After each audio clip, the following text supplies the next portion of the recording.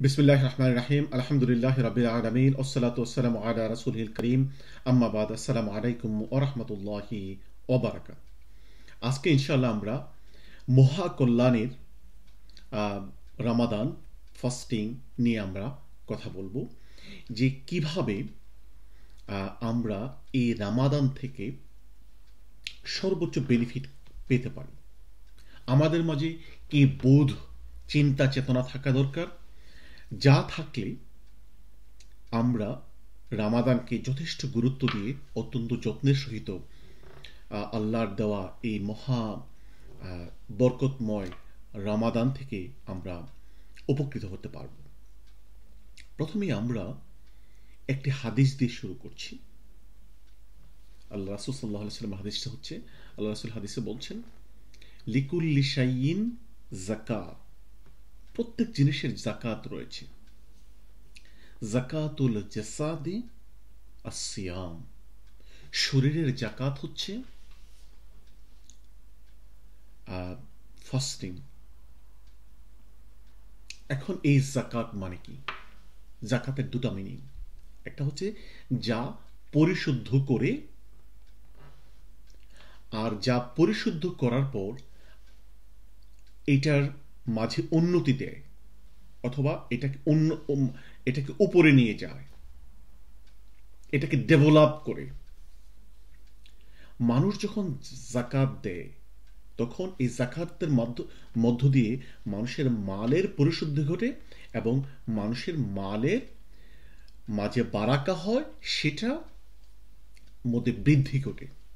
তেমনি এই রমাদান মাসে যে আমাদেরকে রোজা দেওয়া হলো, ফাস্টিং দেওয়া হলো, সিয়াম দেওয়া হলো, তা যদি আমরা সত্যিকার অর্থে প্রপারলি পালন করতে পারি তাহলে তা আমাদের আত্মা, মন, দেহকে পরিশুদ্ধ করবে, পিউরিফাই করবে এবং আমাদের দেহ, মন, আত্মার কোয়ালিটি বৃদ্ধি করবে, উন্নত করবে আমাদের দেহকে, মনকে এবং আত্মাকে। এবং এই পিউরিফিকেশনের মধ্য দিয়ে, উন্নতির মধ্য দিয়েই আমাদের সত্যিকার তাকওয়া অর্জিত হবে, যা রোজার উদ্দেশ্য ও লক্ষ্য বলে আল্লাহ রাব্বুল আলামিন কোরআনে বলেছেন। বিসমিল্লাহির রহমানির রহিম, ইয়া আইয়ুহাল্লাযীনা আমানু কুতিবা আলাইকুমুস সিয়াম কামা কুতিবা আলাল্লাযীনা মিন ক্বাবলিকুম লাআল্লাকুম তাত্তাকুন। খেয়াল করুন, আল্লাহ রাব্বুল আলামিন বলছেন, তোমাদের উপর রোজা ফরজ করা হয়েছে যেমন পূর্ববর্তীদের উপর করা হয়েছিল। কেন? লাআল্লাকুম তাত্তাকুন। এই লাআল্লাকুম তাত্তাকুন, এই যে ফ্রেজটি কোরআনে 6 বার এসেছে। একবার এসেছে যে যদি তোমরা ঠিকমতো ইবাদত করতে পারো তাহলে তোমরা লাআল্লাকুম তাত্তাকুন, তোমরা আল্লাহর পাক যে উদ্দেশ্যে রমাদান দিয়েছেন অর্থাৎ তাকওয়া অর্জন তোমরা অর্জন করতে পারবে। আর অন্যান্য ক্ষেত্রে অন্যান্য আরো কিছু কথা বলা হয়েছে। এর মধ্যে একটি বিষয় আমাদের এই রোজার সাথে খুবই বেশি সম্পর্কিত, সেটি হচ্ছে যেটা মুসা আলাইহিস সালামকে আল্লাহ রাব্বুল আলামিন বলেছেন। আয়াতটি দুবার এসেছে। আমি আয়াতের অংশটি তেলাওয়াত করছি। বিসমিল্লাহির রহমানির রহিম, খুযু মা আতাইনাকুম বিকুওয়াতিন ওয়াযকুরু মা ফীহি লাআল্লাকুম তাত্তাকুন। হে মুসা আলাইহিস সালাম এবং তার জাতিকে আল্লাহ রাব্বুল আলামিন বলছেন যে তোমাদেরকে যে কিতাব দেওয়া হয়েছে এটাকে তোমরা শক্তভাবে আঁকড়ে ধরো।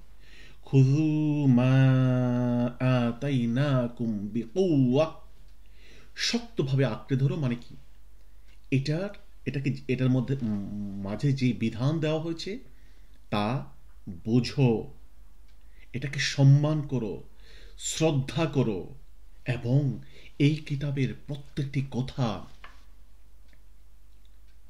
ভালোভাবে, পারফেক্টলি, পাকাপোক্তভাবে, শক্ত করে তোমরা পালন করো। ওয়াজকুরু মা ফিহি লাআল্লাকুম তাত্তাকুন, এবং সবসময় স্মরণে রাখো এই কিতাবে যা বলা হয়েছে, অর্থাৎ মুসা আলাইহিস সালাম এবং বনী ইসরাইলকে বলা হয়েছে এই তাওরাত যে কিতাবটি, এখানে যা বিধান দেওয়া হয়েছে তা শক্তভাবে ধরো, পালন করো, সম্মান করো, শ্রদ্ধা করো এবং সবসময় স্মরণ রাখো, তাহলে লাআল্লাকুম তাত্তাকুন, তাহলেই তোমরা তাকওয়া অর্জন করতে পারবে। এই একই কথা আমাদেরকে যে রোজা ফরজ করা হয়েছে সেটার ক্ষেত্রে আল্লাহ রাব্বুল আলামিন বলেছেন, অর্থাৎ যদি তোমরা রোজা তোমাদের উপর ফরজ করা হয়েছে কি উদ্দেশ্যে, যেন তোমরা তাকওয়া অর্জন করতে পারো, so that you can attain তাকওয়া। এখন তাকওয়া কি জিনিস? তাকওয়াকে অনেকে আল্লাহ ভীতি অনুবাদ করেন। হ্যাঁ, তাকওয়ার একটি অংশ আল্লাহ ভীতি, কিন্তু তাকওয়ার মূল অর্থ হচ্ছে, এটা ইত্তিকা থেকে এসেছে, ভার্ব হচ্ছে ইত্তাকা, এইটার ইসমু মাসদার হচ্ছে তাকওয়া। এটার অর্থ হচ্ছে যে প্রোটেকশন। এই প্রোটেকশন কিসের থেকে? প্রোটেকশন শয়তান থেকে প্রোটেকশন, আপনার নফস থেকে প্রোটেকশন, জাহান্নামের আগুন থেকে প্রোটেকশন, দুনিয়া ও আখিরাতে আপনার ব্যর্থতা থেকে প্রোটেকশন, শরীরের ক্ষতি থেকে প্রোটেকশন, মানসিক ক্ষতি থেকে প্রোটেকশন, আধ্যাত্মিক ক্ষতি থেকে প্রোটেকশন।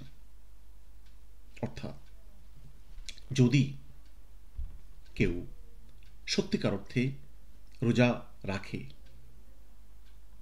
তাহলে সে সকল ক্ষতি থেকে বেঁচে থাকবে, দেহের, মনের, আত্মার, দুনিয়া এবং আখিরাতের, জাহান্নাম থেকে বাঁচার, শয়তানের আক্রমণ থেকে বাঁচার, সকল ক্ষতি থেকে সে প্রোটেক্টেড থাকবে। He will get A protection. এই কারণে বলা হয়েছে আসিয়ামু জুন্নাহ, রোজা হচ্ছে একটি ঢাল, একটি weapon, so that you can fight against shaitan, you can fight against your nafs, এটা আপনাকে প্রোটেকশন দেবে। এখন সত্যিকার রোজা মানে কি? সত্যিকার রোজা হচ্ছে আল্লাহর জন্যে, আল্লাহর সন্তুষ্টির জন্যে, শুধুমাত্র আল্লাহর সন্তুষ্টির জন্যে রোজা রাখা, এবং এই রমাদান মাসে যে উদ্দেশ্যে রোজা ফরজ করা হয়েছে তা অর্জনের জন্য চেষ্টা করা। আমরা একটি হাদিস দেখে নেই, সত্যিকার রোজা কি জিনিস, আরো কিছু আমরা কিছু কথা বলবো। হাদিসটা হচ্ছে মান সামা রমাদানা ঈমানান ওয়া ইহতিসাবান গুফিরা লাহু মা তাকদ্দামা মিন যামবিহি, মান কামা রমাদানা ঈমানান ওয়া ইহতিসাবান গুফিরা লাহু মা তাকদ্দামা মিন যামবিহি, মান কামা ফি লাইলাতিল কদরি ঈমানান ওয়া ইহতিসাবান গুফিরা লাহু মা তাকদ্দামা মিন যামবিহি। এখানে কেউ যদি রোজা রাখে ঈমান ইহতিসাবের সহিত, কেউ যদি রাতে তারাবি পড়ে, তাহাজ্জুদ পড়ে ঈমান ইহতিসাবের সহিত, কেউ যদি লাইলাতুল কদরে ইবাদত করে ঈমান ইহতিসাবের সহিত, তাহলে তার অতীতের সকল গুনাহ মাফ করে দেওয়া হবে। খেয়াল করুন, এখানে শর্ত হচ্ছে ঈমান এন্ড ইহতিসাব, অর্থাৎ আল্লাহর উপর পরিপূর্ণ ঈমান আনা, ঈমানটাকে পারফেক্ট অবস্থা, ঈমানের পারফেক্ট মানসিক অবস্থায় রোজা রাখা, এবং ইহতিসাবান, অর্থাৎ এখানে শুধুমাত্র আল্লাহর সন্তুষ্টি হতে হবে, মানুষে ভালো বলবে এর জন্য নয়, মানুষকে দেখানোর জন্য নয়, শুধুমাত্র আল্লাহর সন্তুষ্টির জন্য, তাকওয়ার জন্য কেউ যদি রোজা রাখে, তাহলেই সেই রোজা হবে ইখলাসপূর্ণ রোজা। অর্থাৎ এই রোজার মধ্য দিয়ে আল্লাহ আমাদের মাঝে ইখলাস তৈরি করতে চায়, অর্থাৎ আমাদের সকল কিছু যেন আল্লাহর জন্য হয়, এটা যেন আমাদের নফসের জন্য না হয়, এখানে যেন আমাদের রিয়া না থাকে, দুনিয়ার কোনো স্বার্থ না থাকে, অর্থাৎ এটা যেন কমপ্লিটলি ইবাদা হয়। অর্থাৎ ইবাদা কমপ্লিট হবে না ইখলাস ছাড়া, অর্থাৎ কমপ্লিট ইবাদতের জন্য, সফলতার জন্য, শয়তান থেকে বাঁচার জন্য আমাদের মাঝে রোজা দেওয়া হয়েছে। এবং এই রোজার কি কি জিনিস রোজাকে ক্ষতি করে? নাম্বার 1 ক্ষতি করে হচ্ছে, রোজাতে যদি আপনি ধৈর্যহীন হন, আপনি যদি মেজাজের ভারসাম্য নষ্ট হয়ে যায়, আপনি যদি মানুষের সাথে খারাপ কথাবার্তা বলেন, আপনি যদি ধৈর্য হারিয়ে ফেলেন, আপনি যদি খারাপ কাজ করেন, আপনি যদি বেশি খান, আপনি যদি বেশি ঘুমান, আপনি যদি ইবাদত না করেন, তাহলে আপনি এই শুধুমাত্র খানা পানাহার বর্জন করাতে আল্লাহর কোনো প্রয়োজন নেই। হাদিসে এসেছে, মাল্লাম ইয়াদা কাউলা জুর ও আমালা বিহ, যে খারাপ কথা এবং খারাপ কাজ বর্জন করতে পারল না, ফালা হাজাতা লিল্লাহি আইয়াদা তাআমাহু ওয়া শারাবাহু, আল্লাহর কোনো প্রয়োজন নেই যে সে খাওয়া পানাহার বর্জন করলো। আল্লাহর কোনো অর্থাৎ আপনার এই রোজার দরকার নেই, আপনারও দরকার নেই। এত কষ্ট করে কেন আপনি খানা পানাহার বর্জন করছেন? যদি আপনি নফসের কারণে আপনি যে মেজাজ যদি কন্ট্রোল না করতে পারেন, আপনি যদি তাকওয়া অর্জন আপনার লক্ষ্য না হয়, খানা পানাহার বর্জন করার এই রোজা আল্লাহর প্রয়োজন নাই, অর্থাৎ আপনার রোজা কবুল হবে না। আমরা আল্লাহর সন্তুষ্টির জন্য যদি ধৈর্যের সহিত, তাকওয়া অর্জনের লক্ষ্যে ইখলাসের সহিত রোজা পালন করতে পারি এবং বেশি বেশি ইবাদতের চেষ্টা করি, তাহলে রোজা কবুল হবে। তাহলেই আসিয়ামু নিসফুস সবর, ধৈর্যের অর্ধেক হচ্ছে রোজা, আর আসবরু নিসফুল ঈমান, আর ধৈর্য হচ্ছে ঈমানের অর্ধেক। অর্থাৎ আপনি যদি সত্যিকার ভাবে ধৈর্য ধারণ করতে পারেন, তাহলে এই ধৈর্য ধারণটা আপনার ঈমানকে পরিপূর্ণতা দিবে। আপনি সত্যিকার তাকওয়া অর্জন করতে পারবেন। আপনি সত্যিকার ভাবে আল্লাহর দেওয়া যে খেলাফতের দায়িত্ব, সেটা আপনি পালন করতে পারবেন। এরপরে আমরা আরো কিছু কথা বলি, সেটা হচ্ছে যে এই রমাদানের সাথে কোরআনের কি সম্পর্ক, কেন এত এই যে আমরা তারাবি পড়ি, তারাবিতে খতমে কোরআন পড়ি, বেশি বেশি কোরআন তেলাওয়াত করি এই মাসে, কেন? কারণটা হচ্ছে, আমরা এর আগে যে একটি আয়াত বলেছিলাম, যেটা আল্লাহ রাব্বুল আলামিন মুসা আলাইহিস সালামকে এবং তার জাতিকে বলেছিলেন যে খুযু মা আতাইনাকুম বিকুওয়াতিন ওয়াজকুরু মা ফিহি লাআল্লাকুম তাত্তাকুন, শক্তভাবে এই তাওরাতকে, কিতাবকে ধরে রাখো, পালন করো, আমল করো এবং জিকির করো এই কিতাবের, তাহলে তাকে অর্জন করতে পারবে। আল্লাহ রাব্বুল আলামিন আমাদের জন্য, এই উম্মতের জন্য এই কোরআনটাকে সুবহানাল্লাহ এই মাসে নাজিল করেছেন, এই রমাদানের এই মাসে নাজিল করেছেন। অর্থাৎ রমাদান এবং কোরআনকে আল্লাহ একসাথে করে দিলেন।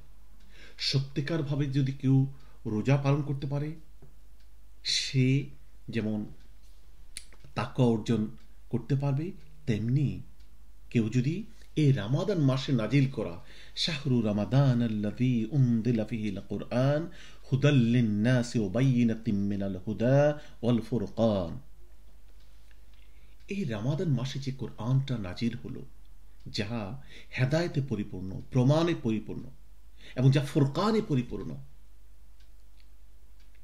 কেউ যদি এই কোরআনটা ঠিক মতো বুঝে পড়ে তাদাব্বুর করে, তাহলেও সে তাকওয়া অর্জন করতে পারবে। অর্থাৎ রোজা তাকওয়া অর্জনে সহযোগিতা করবে, কোরআন বুঝে পড়াও তাকওয়া অর্জনে সহযোগিতা করবে।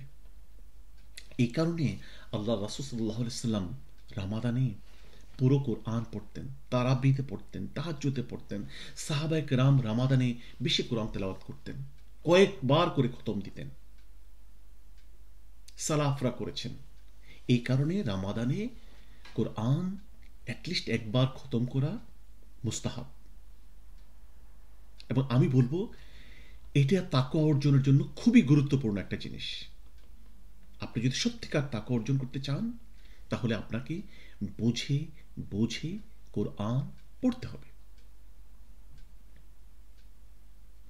তাহলে আমরা যে কথাটি বলছিলাম যে আমরা যদি আমাদের অন্তর দেহ মনকে পবিত্র করতে হয়, এটাকে উন্নত করতে হয়, আমরা যদি সত্যিকার খেলাফতের দায়িত্ব পালন করতে হয়, তাহলে আমাদেরকে তাকওয়া অর্জন করতে হবে।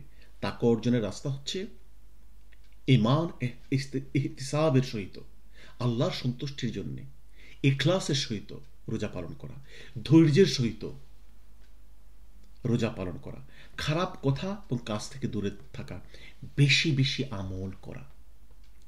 অলসভাবে এই সময়টি কাটিয়ে দেওয়া যাবে না। দিনে বেশি বেশি কোরআন তেলাওয়াত করতে হবে, বুঝে বুঝে তাদাব্বুরের সহিত, অর্থের সহিত। রাতে তারাবি পড়তে হবে, ঘুমিয়ে থাকা যাবে না, তাহাজ্জুদ পড়তে হবে। তারাবিতে এবং তাহাজ্জুদে বুঝে বুঝে কোরআন তেলাওয়াত করতে হবে। তাহলেই তাকওয়া অর্জিত হবে, তাহলেই রোজার উদ্দেশ্য সফল হবে, তাহলে আমরা সত্যিকার অর্থে আমাদের দেহ মন আত্মা এই রামাদানে পরিষ্কার হয়ে যাবে, পাপ মুক্ত হয়ে যাবে। এরপরে আমাদের দেহ মন আত্মা ইনশাআল্লাহ অনেক উপরে চলে যাবে, উন্নত হয়ে যাবে, নাফসু মুতমাইন্না হয়ে যাবে। আল্লাহ রাব্বুল আলামিন আমাদেরকে সত্যিকার তাকওয়ার, ইখলাসের, তাজকিয়ার, কোরআনের রামাদান, কোরআনের সিয়াম পালন করার এবং সেই উদ্দেশ্য, যে উদ্দেশ্যে রোজা দেওয়া হয়েছে, যে উদ্দেশ্যে কোরআন নাজিল করা হয়েছে, সেই উদ্দেশ্য যেন আমরা অর্জন করতে পারি। আল্লাহ রাব্বুল আলামিনের কাছে এই তৌফিক কামনা করছি। ওমা তৌফিকি ইল্লা বিল্লাহ। আসসালামু আলাইকুম ওয়া রাহমাতুল্লাহি ওয়া বারাকাতুহু।